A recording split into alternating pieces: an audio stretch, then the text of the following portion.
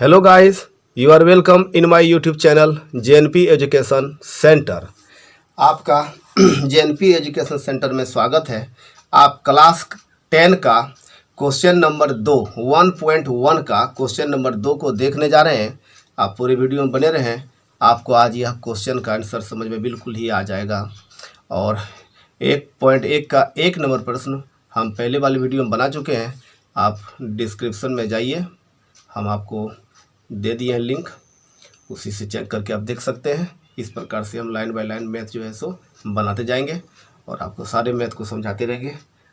आप देखिए, पूरे वीडियो बने रहें, आपको ज़रूर समझ में ये मैथ आ जाएगा। लिखा है कि दर्शाइए कि कोई भी धनात्मक विषम पूर्णांक 6q+1 या 6q+3 या 6q+5 के रूप का होता है जहाँ q कोई पूर्णांक है। तो सबसे पहले समझिए कि धनात्मक विषम पूर्णांक क्या होता है। देखिए, धनात्मक विषम पूर्णांक उसे कहते हैं जो 2 से भाग नहीं लगे, उसको विषम पूर्णांक कहते हैं। जो 2 से भाग लग जाए उसको सम पूर्णांक कहते हैं, और जो 2 से भाग न लगे उसे विषम पूर्णांक कहते हैं। तो हमें यूक्लिड एल्गोरिथम के द्वारा इन्हें सिद्ध करना होगा। सबसे पहले आप लिखिए माना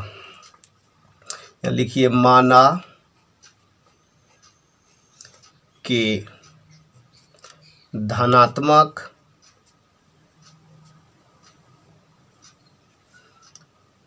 पूर्णांक ए है। देखिए, ए से डिनोट किया जाता है। अभी आपको हम सारा समझा देंगे कि ए क्या है और सब समझा देंगे, आपको बने रहें। और भाजक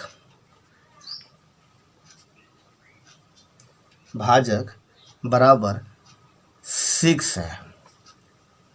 6 है भाजक। देखिए, यूक्लिड विभाजन परिमिका क्या होता है।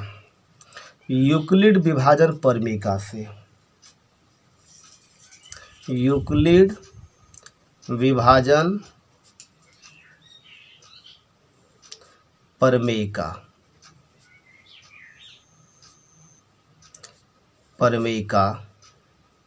से यूक्लिड विभाजन परिमिका क्या होता है। a बराबर BQ+R। आपको समझना होगा कि a बराबर BQ+R क्या होता है। देखिए, आप इसको समझिए। एक क्वेश्चन है, मान लीजिए कि हम 5 से भाग दे रहे हैं 7 को, ठीक है। तो 5 से 7 को जब भाग देंगे तो एक घर चलेगा, 5 एक कहीं 5, और घटा देंगे 7 में 5 को तो कितना बचेगा, 2 बचेगा, ठीक है। तो इस एक को क्या कहते हैं, इसको कहते हैं भागफल। इसको भागफल कहते हैं, और इंग्लिश में इसको कहते हैं कोसेंट, QUOTIENT, कोसेंट। इसको डिनोट जो है सो Q से किया जाता है, ठीक है। और ये जो नीचे में 2 देख रहे हैं, इसको शेषफल कहा जाता है। शेषफल, इसको इंग्लिश में लिखते हैं रिमाइंडर, REMAINDER। इसको R से डिनोट किया जाता है। और ये जो आप देख रहे हैं, इसको बोला जाता है भाजक। भाजक को हम लोग डिवीज़र कहते हैं, DIVISOR।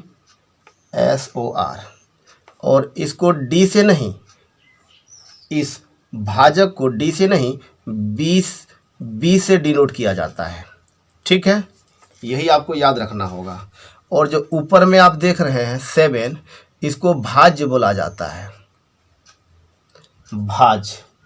भाज्य को हम लोग डिविडेंड कहते हैं, DIVIDEND, डिविडेंड। इसको A से डिनोट किया गया है यूक्लिड विभाजन परिमिका में। इसको देखिए, आपको शायद दिखाई नहीं पड़ रहा होगा, इसको A से डिनोट किया जाता है। तो इस प्रकार से इसको बोला जाता है। देखिए, जिसको भाग दे रहे हैं उसको भाज्य बोला जाता है, डिविडेंड। इसको A से डिनोट किया जाता है, और जिससे भाग देते हैं उसको भाजक बोलते हैं, डिवीजर। इसको B से डिनोट किया जाता है, और भागफल को Q से, कोसेंट है, और शेषफल को रिमाइंडर R से डिनोट किया जाता है। तो एक फॉर्मूला बन के आता है, शायद ये फॉर्मूला आप पहले पढ़ चुके हैं कि भाज्य बराबर भागफल गुना भाजक जोड़ शेष। इसको आप इस प्रकार से भी लिख सकते हैं, भाज्य बराबर भाजक गुना भागफल जोड़ शेष। इसको आप इस प्रकार से वैल्यू पुटिंग कीजिएगा तो भाज्य के जगह पर आपका a होगा और भाजक के जगह पर देख लीजिए आपका b होगा और भागफल जो है सो इसको हम लोग q से लिखते हैं और शेष जो है इसको r लिखते हैं। तो इस प्रकार से यूक्लिड विभाजन परमिका के लिए एक प्रमेय बनता है कि a बराबर बी क्यू प्लस आर, अर्थात इसको हम लोग सिद्ध भी करके अभी देखेंगे कि हमारा a कितना है 7 है, लिख दीजिए। b हमारा कितना है 5 है, 5 लिख दीजिए। भागफल कितना आया 1 आया, 1 लिख दीजिए। r कितना है, r देखिए 2 है, इसको भी 2 लिख दीजिए। तो 7 बराबर 5 गुना 1 करेंगे तो 5 एक ही 5 होगा और 2 जोड़ देंगे तो कितना हो जाएगा 7, अर्थात दोनों ओर हमारा बराबर हो जाता है। यानी ये फॉर्मूला जो हमारा है यहीं से आया है कि भाज्य बराबर भाजक गुना भागफल जोड़ शेष, और इसी को बोला जा रहा है यूक्लिड विभाजन प्रमेयिका का फॉर्मूला। और एक बात ध्यान दीजिए आप कि कभी भी किसी भी संख्या को भाग दीजिएगा, मान लीजिए 3 से भाग दीजिएगा 5 को, ठीक है, 3 से भाग दीजिएगा 5 को, तो 3 एक कहीं 3, 5 में 3 गया तो 2 बचेगा। अर्थात ये जो भाजक है, भाजक से ये जो शेषफल है हमेशा छोटा होगा, हमेशा छोटा होगा। ये जो भाग दे रहे हैं इससे हमेशा छोटा होगा। अगर मान लीजिए आप 3 से, देखिए 3 से आप भाग दीजिएगा 4 को, 3 एक कहीं 3, 4 में 3 गया तो कितना बचेगा 1, देखिए फिर भी छोटा है। फिर देखिए आप यहाँ पर 3 से भाग दीजिए, मान लीजिए कि 3 को, तो 3 एक कहीं 3 कट गया तो कितना बचा 0। तो ये 0 से हो सकता है और अधिकतम इसका कितना तक जाएगा, देखिए 3 से भाग दीजिए आप, मान लीजिए कि 8 को दे दीजिए, 3 दूनी 6, 8 में 6 गया तो 2, अधिकतम 2 से जाएगा, 3 कभी शेष नहीं बचेगा। अर्थात ये जो भाजक है, भाजक से भागफल हमेशा छोटा होगा, यानी बी से आर जो है हमेशा छोटा होगा। ये आपको ध्यान में रखना होगा। और संभावित परिणाम 0 से शुरू होकर 1 कम तक जा सकता है। चलिए अब गणित को हम लोग सोल्व करते हैं। हम जहाँ तक लिखे थे कि a बराबर बी क्यू प्लस आर होता है, ये हम लोग यूक्लिड प्रमेयिका से जानते हैं, ठीक है। और क्वेश्चन में क्या दे रखा है कि a बराबर b के जगह पर आपको 6 दे दिया है, मतलब भाजक जो है सो 6 दे दिया है, और q आपको नहीं दिया है और r भी आपका नहीं दिया है। और इसी माध्यम से आपको सिद्ध करना है कि ये विषम पूर्णांक है। पूरे वीडियो में बने रहें, आपको आज ये कॉन्सेप्ट जो है सो पूरी समझ में आ जाएगा। तो अगला क्वेश्चन क्या है कि अतः, आप लिखिए यहाँ पर अतः r जो है, r का संभावित परिणाम क्या होगा, r के संभावित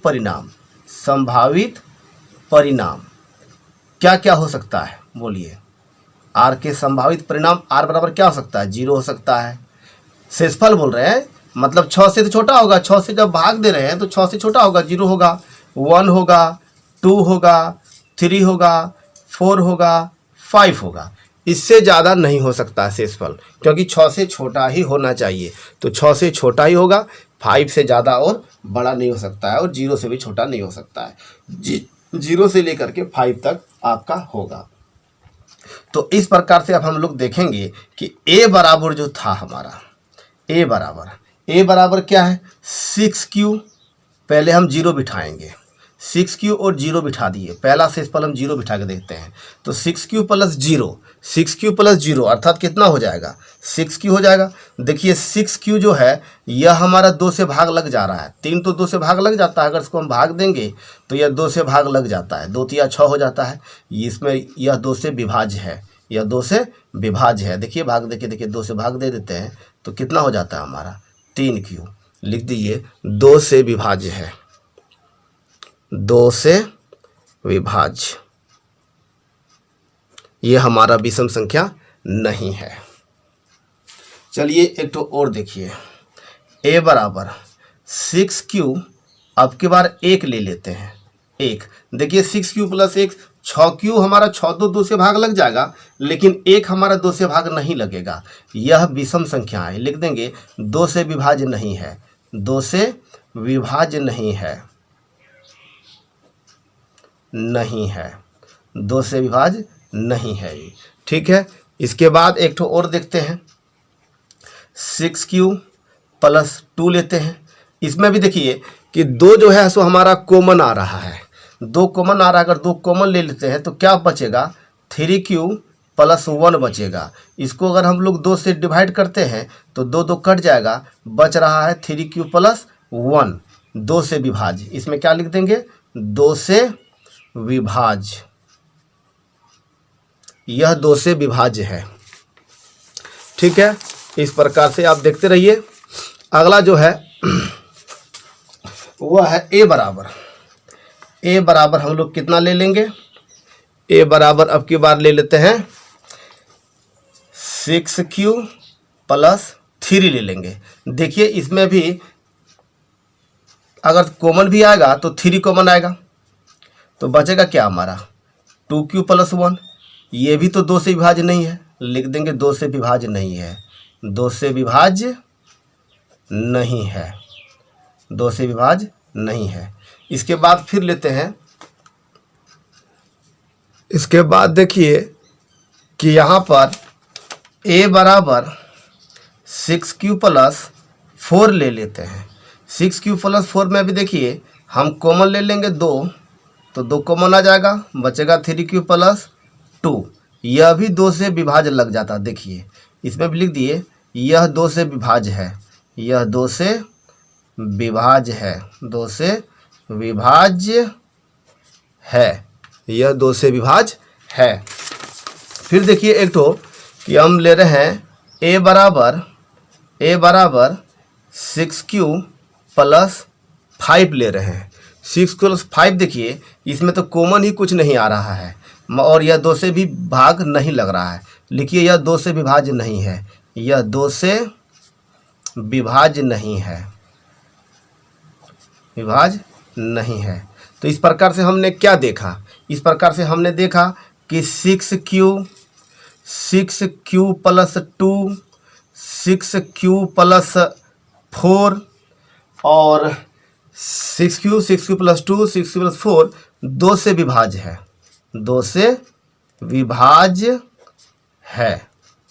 अतः यह समपूर्णांक है, यह समपूर्णांक है, समपूर्णांक है। तथा हमने देखा कि 6q plus 1, 6q plus 3, 6q plus 5 2 से विभाज्य नहीं है, 2 से विभाज्य नहीं है। इसलिए 6q plus 1, 6q plus 3, 6q plus 5 एक विषम पूर्णांक है, विषम पूर्णांक है। इस प्रकार से आपका जो है मैथ सिद्ध हो चुका है।